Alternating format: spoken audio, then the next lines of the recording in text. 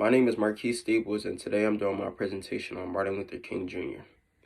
Martin Luther King was born in Atlanta, Georgia in 1929. He was the middle child of Michael King Sr. and Alberta Williams King. At a young age, his mother was a school teacher and taught him how to read and write before even entering into school. He attended Davis T. Howard Elementary School. After that, he went to what was formerly known as Atlanta University Laboratory High School for 2 years. After that school closed down, he went to Booker T. Washington High School, where he was an outstanding student. He skipped both the 9th and the 11th grades and entered right into Morehouse College in Atlanta at age 15 in 1944. At Morehouse College, his father and his grandfather attended there, so now it will be 3 generations of Kings that went to Morehouse College. He entered Morehouse when he was only 15 years old. During his time at Morehouse College, Martin Luther King was exposed to the writings of Henry David. King was inspired by David's essay on civil disobedience, and it started the momentum that will one day change the landscape of our society today. He was so deeply moved and he reread the work several times, and it related to him so good that he became convinced that non-cooperation with evil is as much as a moral obligation as it is a cooperation with good. After Morehouse College, Martin Luther King attended Boston College. In 1955, MLK went to Boston College and received his PhD in theology. It was there where he also met his soon-to-be wife, Coretta Scott King. Coretta Scott King was a singer, and she was also a native of the South. The Montgomery bus boycott. On December 1st, 1955, a black woman by the name of Rosa Parks, the secretary of a local NAACP, refused to give up her seat to a white man on a Montgomery bus, and she was arrested for that. Activists got together and designed the Montgomery bus boycott. They chose Dr. King to be their leader. This placed a severe economic strain on the public transit system and downtown business owners in Montgomery. The bus boycott will go on for 381 days. That's almost a whole year. Community activists formed the Montgomery bus boycott, and they thought that doing this, it would create change and bring change to their environment.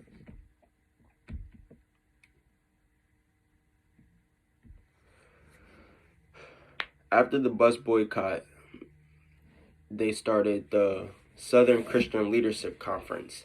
Emboldened by the success of the Montgomery bus boycott, in 1957, Dr. King and other civil rights activists, most of them ministers, founded the Southern Christian Leadership Conference, that also known as the SCLC, a group committed to achieving full equality for African Americans through nonviolent protests operating through the South as well as a national platform. Dr. King traveled all across the world giving lectures and nonviolent protest speeches and a bunch of other stuff in civil rights, as well as meeting with religious figures and activists and also other political leaders to see what he could do to make a change. In the spring of 1963, in Birmingham, Alabama, King orchestrated a demonstration in the downtown of Birmingham, Alabama, with entire families in attendance. King's protest intended to end segregation throughout the South.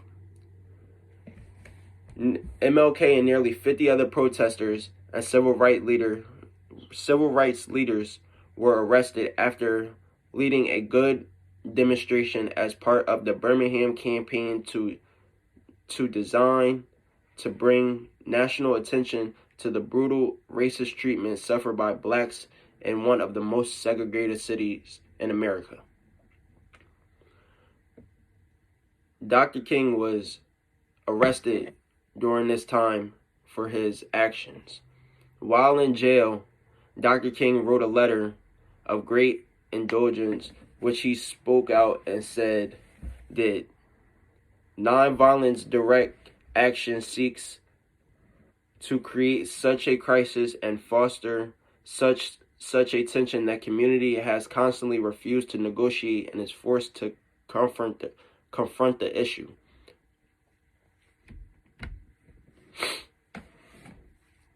On March 7th, 1965, a civil rights movement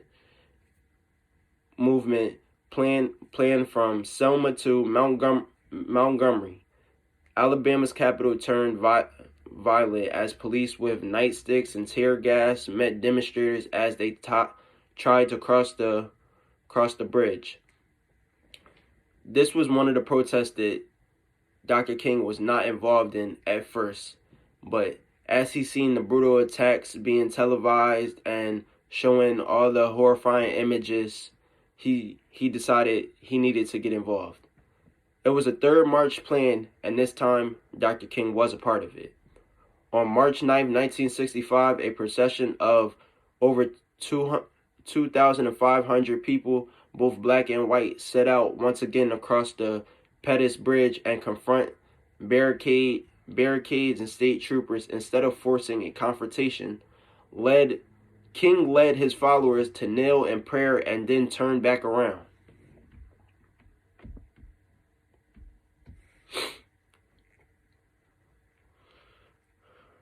The March on Washington. The March on Washington was one of the massive protests in history.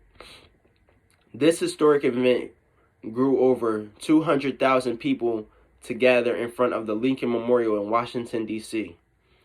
As the March on Washington was for food, was for jobs and freedom, the event aimed to draw attention to continuing challenges and inequalities faced by African Americans in this century. It was here that Dr. King also made his "I Have a Dream" speech.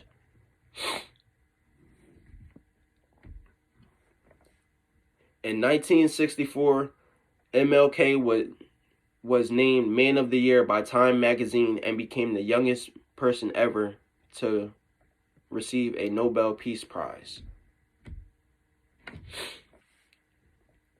On Thursday, April 4th, 1968, at 6 p.m., Martin Luther King was shot while standing on the balcony outside of his second-floor room hotel in Memphis, Tennessee. He was rushed to St. Joseph Hospital where he was pronounced dead at 7:05 p.m. The following Monday, on behalf of the striking Memphis sanitation workers, President Lyndon B. Johnson called for a national day of mourning.